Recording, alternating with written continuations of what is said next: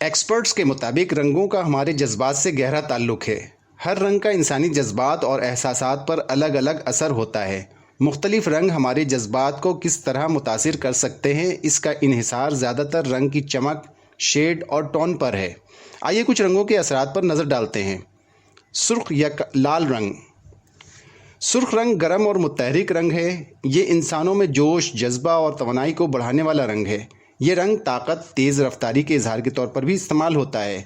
یہ رنگ غصہ، انتقام اور خطرے کی علامت سے بھی منسلک ہوتا ہے۔ سرخ رنگ توجہ دلانے کے طور پر بھی استعمال ہوتا ہے۔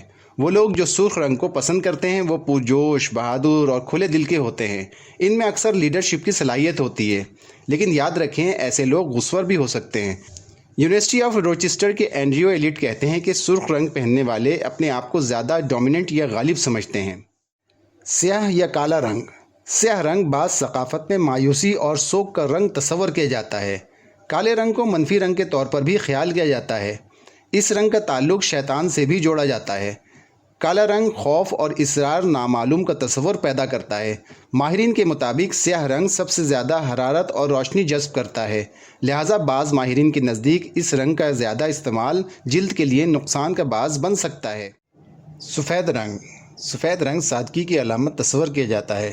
دنیا کی کچھ ثقافتوں میں اس رنگ کو کالے رنگ کی طرح سوگ کے طور پر سمجھا جاتا ہے۔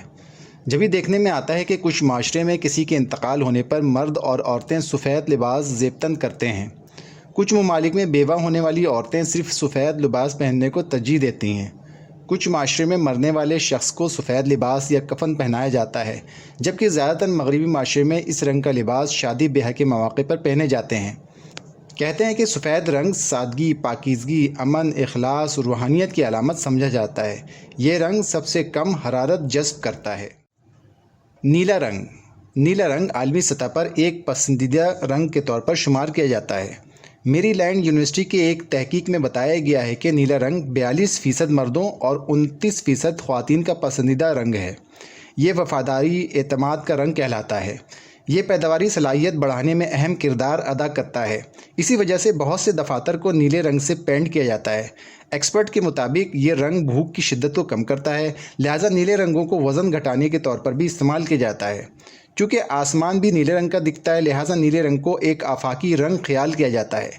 یہ ذہنوں میں کشادگی کا تصور پیدا کرتا ہے۔ نیلا رنگ امن، سکون اور نظم و ضبط کے لیے بھی تصور کیا جاتا ہے۔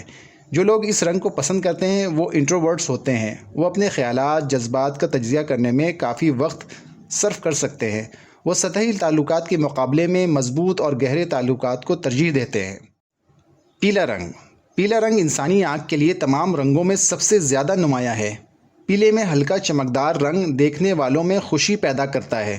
یہ ذہنی سرگرمیوں میں اضافہ کرتا ہے۔ یہ سوچنے کی صلاحیت کو بیدار کرتا ہے، لیکن پیلے رنگ کا زیادہ استعمال انسانوں میں چڑچڑاپن اور غصہ پیدا کر سکتا ہے۔ ہرا رنگ۔ سبز یا ہرا رنگ جوانی، ہمیشگی، امید اور زندگی کی علامت کے طور پر جانا جاتا ہے۔